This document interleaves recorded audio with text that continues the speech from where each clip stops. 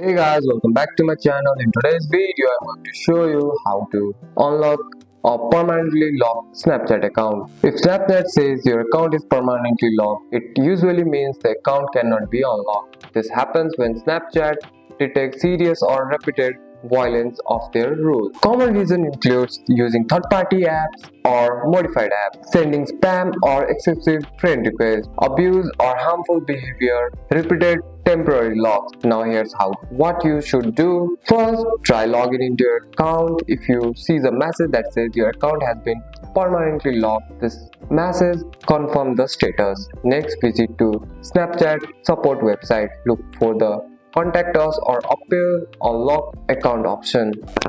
Be honest and polite. If you use a third-party app, admit it and explain that you have been removed it. Snapchat clearly states the permanently locked account are usually not restored. Submitting an appeal does not guarantee you won or your account will be unlocked.